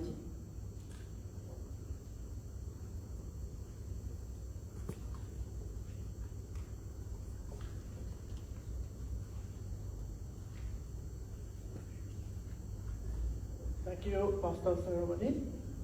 Honorable Pravind Jugnauth, Prime Minister of Mauritius, Honorable Ministers, distinguished guests, ladies and gentlemen, good afternoon. So this is a brief presentation on the setting up of a modern driver training and education center for Mauritius. The objective is to introduce a new strategic orientation through driver training and education to significantly improve road safety. So this is a joint project being worked out between the MITD Professional Drivers Training Center, the Ministry of Labour and Human Resource Development, and the Ministry of Land Transport and Light Rail. So the statistics have been well documented during the day, so I won't go into that again. But in any way, the main thing is that we will all conquer that one death due to road accident is one death too many. And we need there's an urgent need to find ways to bring down those figures. If we go to the root cause, this will probably lead us to an inadequate apprenticeship of driving due to certain weaknesses in the system. What are the weaknesses inherent in the system? There are three main weaknesses. Firstly, the training is focused only on passing the driving test and not necessarily on becoming good drivers. There is no standardized and formal curriculum to train aspiring drivers, and training is conducted in an almost ad hoc manner. Someone wants to learn to drive, okay, he goes to an école and learns for 30 minutes in one session. Another person will go to another école and learn for 1 hour session. Training is conducted in certain cases in Port Louis, in certain cases in Cupid, certain cases next to their house. So there's no standard framework for training of drivers. And most importantly, the shaping of behavioral aspects and attitudes of drivers is not catered by the present system. And as we know, one of the major concerns is the wrong attitude of drivers on the road.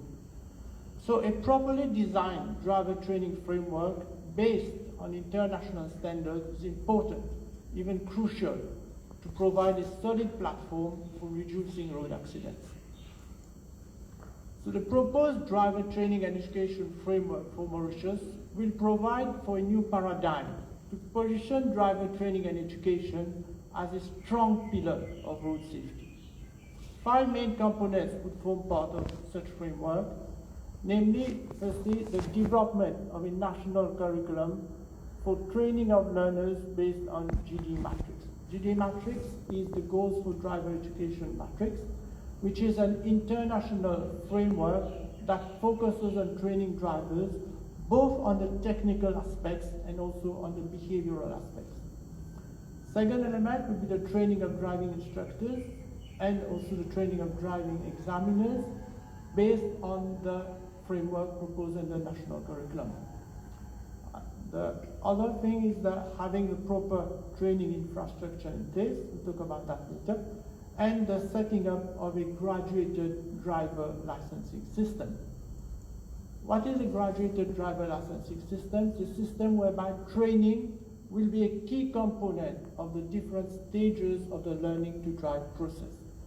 So first, for example, first stage would be someone wants to learn, you have to go through a pre-licensing phase, where the learners, the aspiring drivers, will be trained theoretically in technical, behavioral, and in safe driving aspects.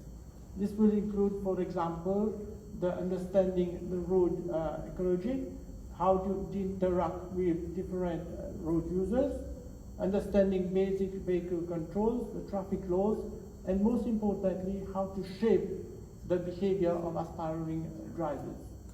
After completing such a course, they get a certificate and then they can proceed, they can apply for learner at the police. Once they get the learner, they follow the training under the supervision of a registered driving instructor. So registered here is very important. According to the national curriculum, where the set of competencies that they have to learn will be properly defined, and the minimum time to complete these competencies also will be defined. Following which, then the aspiring driver takes a driving test. If he passes the driving test, then he'll get a probationary license, and in case of an offense during the probation period, a compulsory driver improvement course would need to be followed, and the probation period extended by about 6 months. So this will hopefully induce the driver, the probationary the driver driving under probation, to exercise carefulness when driving, and hopefully develop that as a habit. And if he, after that, at the end of the probation period, following a defensive driving course, an advanced driving skills course on skid training, emergency braking, driving under wet conditions, the driver then obtains a full unrestricted license. The training will not end here. We also have a system, proposing to have a system where there will be post-licensing training for those who violate traffic laws, for corporate training, drivers from organizations, drivers who drive, for example, dangerous goods, big lorries, articulated lorries, and voluntary training. All these things are important, but the supporting training infrastructure is vital. By that we mean, for example, a modern driving track, which would be a key element of the project. The track will be conceptualized to be of international standard, equipped with state-of-the-art infrastructure. For example, there will be skid training, driving in wet conditions, hazard perception training, and the track will also include different road infrastructures, such as roundabouts, intersections, curves of different ranges, etc. This is an example of such tracks that exist worldwide, and we're looking to model ourselves on that to bring something similar in Mauritius. The center will also be equipped with innovative ways of teaching. For example, we'll have driving simulators and virtual reality to train our aspiring drivers. We'll now watch a brief video on existing tracks worldwide that we'll be looking to model here in Mauritius.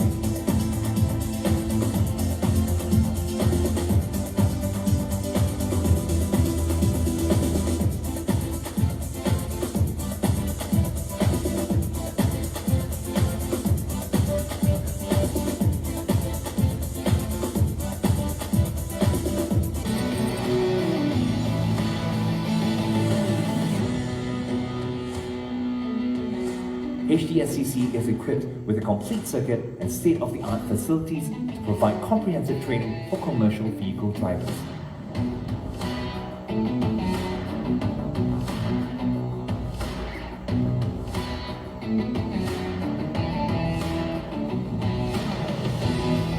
Our training modules utilize a 700-meter professional driving track for hands-on practice sessions so drivers can hone their driving skills. Practice emergency brake techniques in simulated wet conditions. Master the crank course. Parallel parking.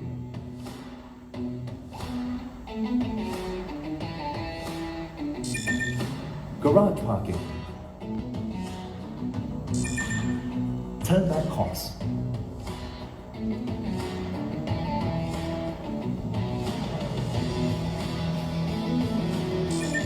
S junction. An uphill and downhill road.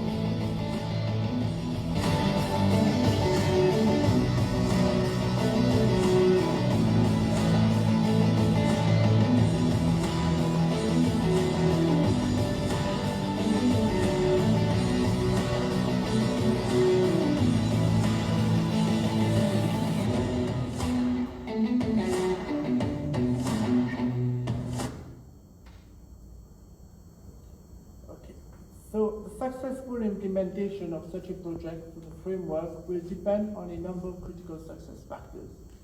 Namely, firstly, a strategic partnership with a high-caliber international partner for the MITT, Professional Drivers Training Center. So the MITT has already been working on that, and the bids have already been launched by the MITT, and deadline for submission is the 5th October 2021. As part of the terms of reference, the strategic partner will be called to train MITT trainers up to the level required to implement the framework, to propose a design and specification for the driving track, for skid pan training, and for the virtual driving lab. The second critical success factor is a regulatory structure to support the proposed framework and ensure correct and adequate implementation of same. The Ministry of Land Transport and Light Rail is presently working on same with the support of the MITT. Funding for the project is very important. The Ministry of Finance, Economic Planning and Development has proposed that the project be under the BOT scheme, and the vesting of an appropriate plot of land for construction of the driving track to international standards. And here discussions are ongoing with the Ministry of Land Housing and Land Use Planning and the Ministry of Agro-Industry and Food Security. As the Honourable Minister mentioned, there will be a site visit on Wednesday to look at plots of land in the vicinity of the MITT Professional Drivers Training Center, which is situated at Sejian Mill Forest Site. We are looking for land in the vicinity to leverage on our existing driving track and building that is already over here. And two options are being explored, and during the site meeting on Wednesday, probably we'll discuss more about that. So to conclude, just say that such a driving training center will provide for innovative mix of training methodologies and training environment for better all-round training of drivers and enhanced road safety in Mauritius, and can even become a regional training center where we can train driving instructors from the region. Thank you for your attention.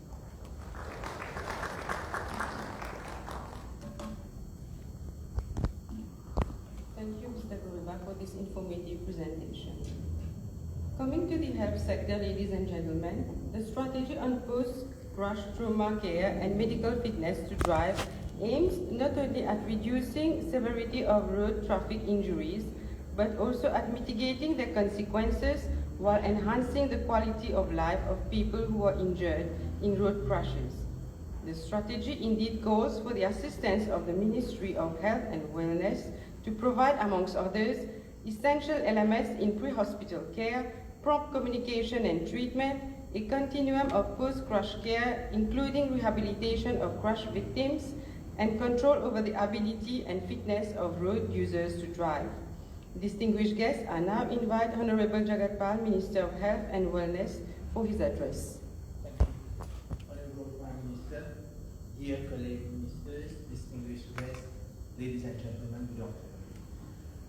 Post-trauma care depends on the intervention to the consequences of road traffic accidents and on those who are injured, while ensuring an optimized use of our existing resources and facilities. My ministry regularly updates its handling of accident victims in line with international standards through putting in place all the guidelines. The aim of post-crash care is to avoid preventable death and disability, limit the severity of the injury and suffering caused by it. Post-trauma continuum of care involves three. One is the pre-hospital care, second is the hospital-based care, and third, the rehabilitation and the management. Pre-hospital care is delivered at the site of the accident by the emergency rescue services, namely the SAMU. The primary role of the SAMU services in trauma cases is to provide on-site pre-hospital emergency medical treatment and stabilize critical and vital emergencies before transport to the nearest regional hospital, thus keeping in pace with the concept of the golden hour in emergency medicine. SAMU services. They comprise of 10 advanced cardiac and resuscitation life support ambulances, 2 attached to each regional hospital. These services of SAMU are triggered by calling the unique number 114, manned round the clock by a team of 6 permanenciers from a pool of 23 permanenciers. A médecin régulateur will decide on the type of action to take. The SAMU ambulance is sent in immediate life-threatening cases, any hospital ambulance for minor cases, and in the event no SAMU ambulance is available. Each medicalized ambulance is manned by 1 doctor trained in emergency medicine and 2 emergency nurses and an ambulance driver. As at date, 35 doctors have been trained in emergency medicine and 20 ambulance drivers are trained in handling extra-hospital emergencies. I'm informed that each year the SAMU services attend to some 2,000 road traffic accident cases. That's an average of 5 daily.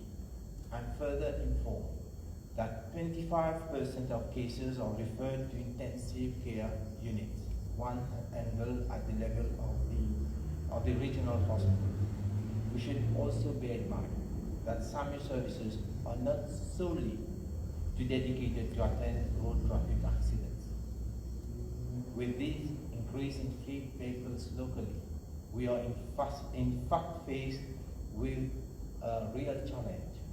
Hospital care is delivered by a multidisciplinary trauma team comprising of surgeons, orthopedic surgeons, general surgeons, neurosurgeons, maxillofacial surgeons, anesthetists, and radiologists.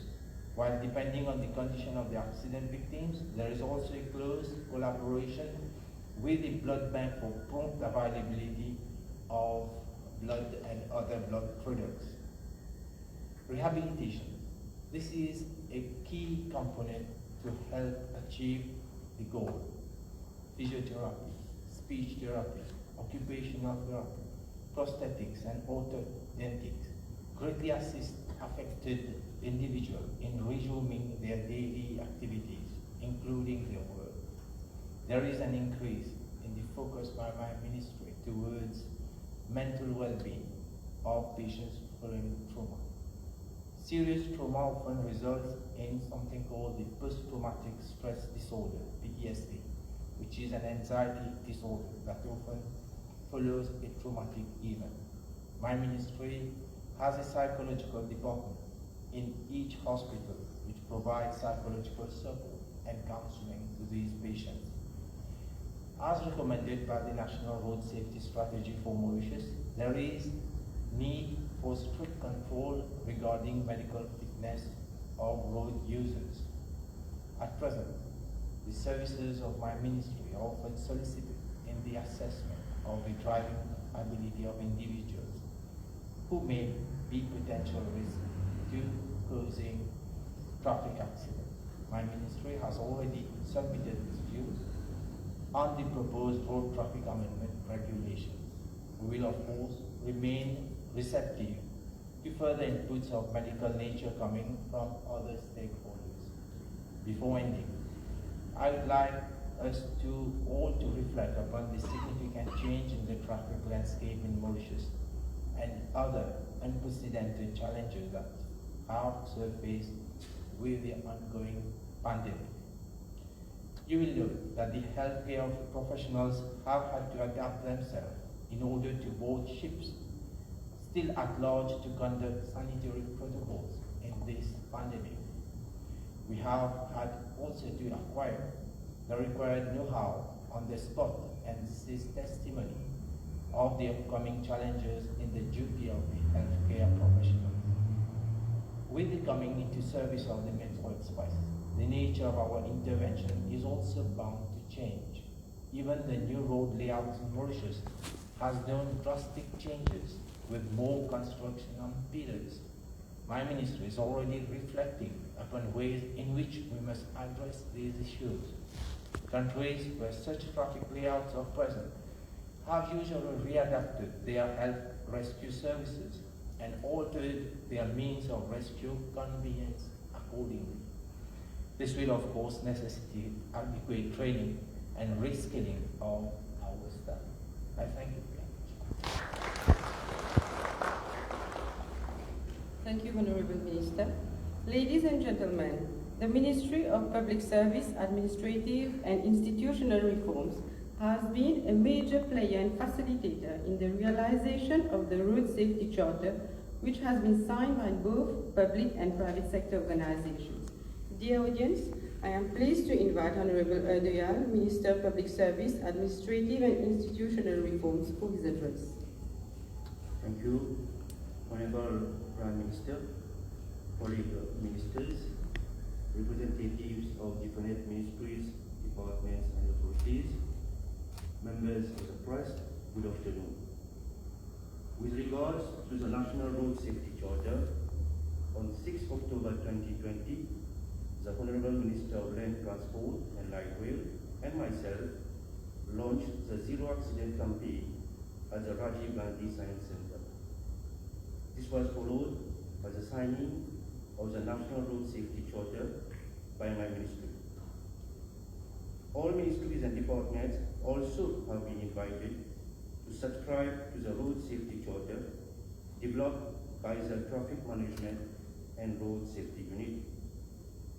The charter aims at zero accidents over a period of 5 years for all personnel of public and private bodies and the reduction of direct and indirect costs of accidents.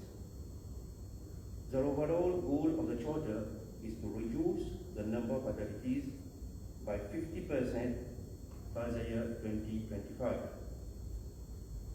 In addition, the Ministry of Public Transport and Light Rail, in collaboration with my ministry, organized a road safety passive march on 18 November 2020 in Port Louis, with a view to sensitizing public officers on the need to adopt a road safety culture. Some 1,000 public officers from different ministries and departments participated in that march.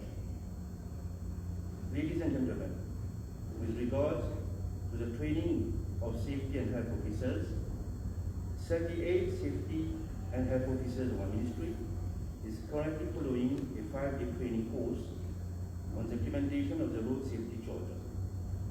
The training is expected to be completed on Friday, 24 September 2021. I wish to highlight that this training was planned to be held in 2020 with resource persons from overseas, but due to COVID-19 pandemic, the course had to be postponed. These officers will in turn sensitize all public officers in ministries and departments on the principle to be adopted at preventing road risk to which they are exposed and the rules, including the driving code, to be adhered to while using vehicles during both professional duties or when traveling between the place of residence and the workplace.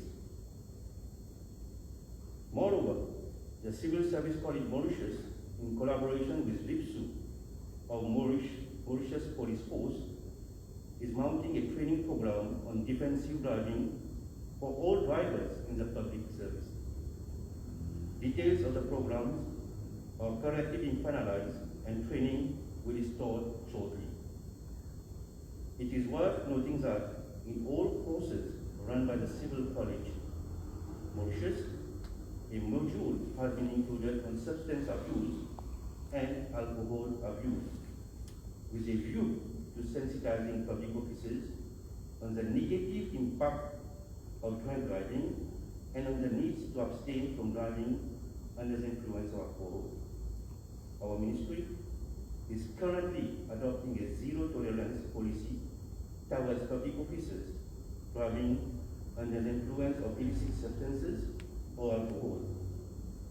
According to our reports, one public officer from the Ministry of Social Integration, Social Security and National Solidarity was interdicted on 27 January 2020 for fatal road accident, which occurred while he was driving with alcohol concentration above prescribed limit.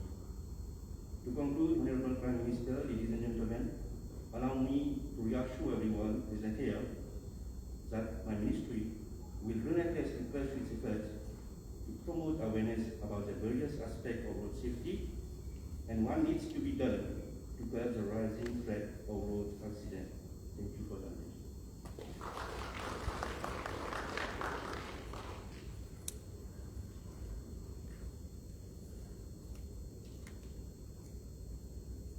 Ladies and gentlemen, I shall now request the chairperson of the commission to invite discussions and proposals from members present. You are kindly requested to introduce yourself before proceeding with your intervention. Well, Madam, you have already invited anyone from my colleague ministers or officers to, if you have any observation, remarks, or any proposals.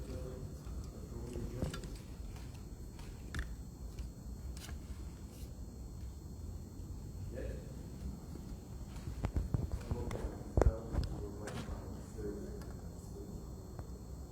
Thank you very much. I'm Kevin Markelon, the CEO of Business Mauritius. I want to thank you firstly for this excellent presentations on what is happening, cross-cutting in a very multi-stakeholder way on this very important issue of road safety. Perhaps to brief the Commission on the work being done at the level of Business Mauritius on the Bureau's program, which started in 2018. We've been building strength in the business community.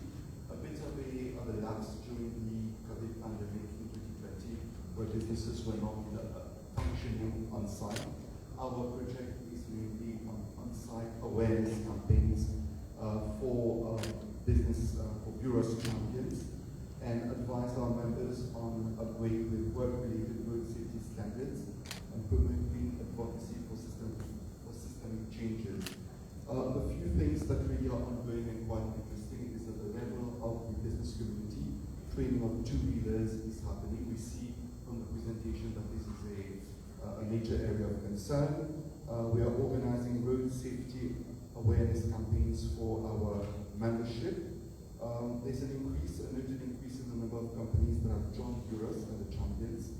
What we are moving towards also is the training of health and safety officers on the road safety and implementation of the charter, work on contract buses for their labelization to know which ones are adopting the charter, and capacity building workshops on the road safety protocols for enterprises, which is for the businesses on road safety. Perhaps the key message is one area on when the legal element needs to be addressed is being able to test our drivers in the morning ahead of taking duty for substance abuse and alcohol use. And I think this work being carried out in the different ministries so that it is possible to make it happen. Thank you very much, Chair. Thank you. Yes.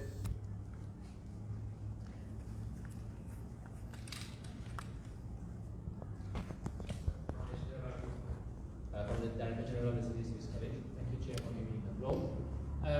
We have heard enough about the users of the road safety, and especially we are sensitizing school children, public officers. But one stakeholder that is very important is not to forget the tourists that come to the island. I think there's a need to sensitize tourists that are visiting us because we have more than 60% of tourists that come from European countries that are on the, right-hand drive, which are not, they need to sensitize, for example, the speed limit, the way they walk on the street. We have the habit to right and left and look at right, but tourists may have another habit. So there could be this area also to take into consideration, especially when we are reviewing the national road safety strategy. Thank you. Thank you.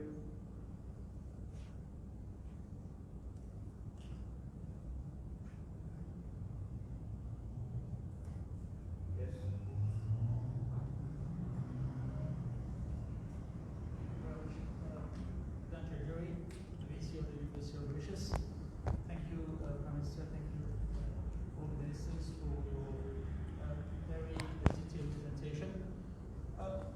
to make two suggestions.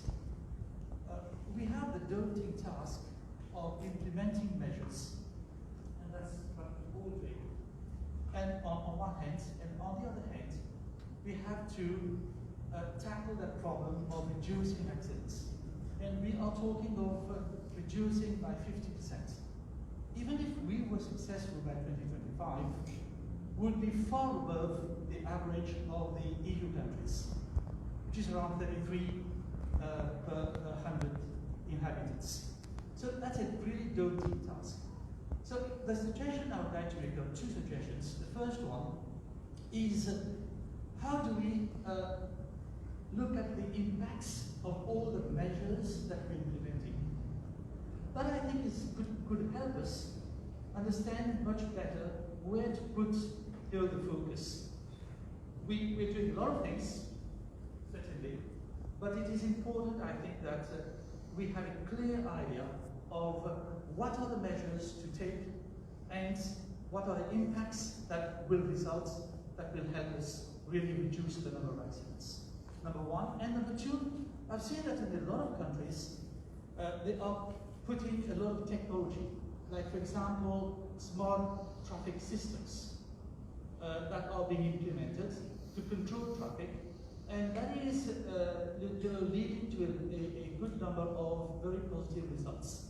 So maybe we should also reflect on embedding technology into our into the traffic system that we have right now. I think that would be helpful as well. These are my two suggestions. Thank you. Thank you. Yes. Secretary General of the Insurance Association of Mauritius, Prime Minister, Vice Prime Ministers, and Ministers. First of all, we need to know that road safety is extremely important for insurance companies, and we'd like to thank the government for all the initiatives being taken.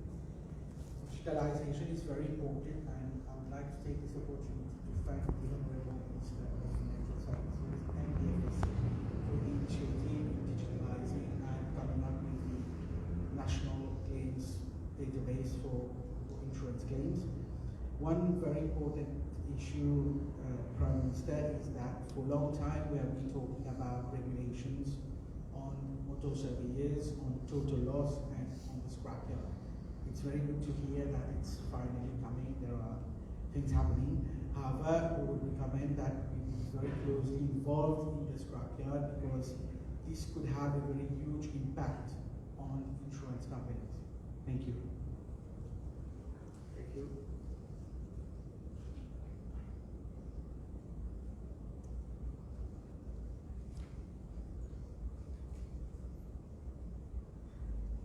Okay, I think more intervention.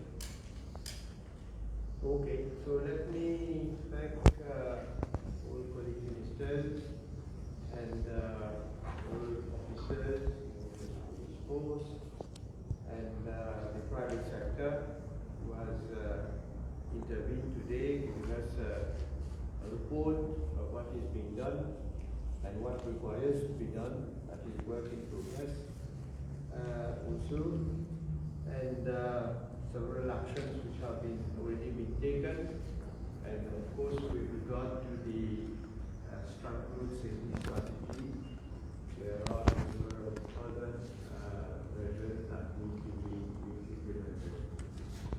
I immediately situate that the work is being done, and the recommendations that are being made are being implemented.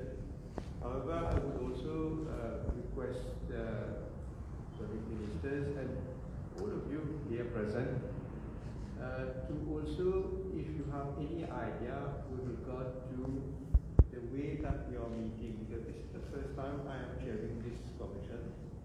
I have my own views on the way we meet and the work that we are doing.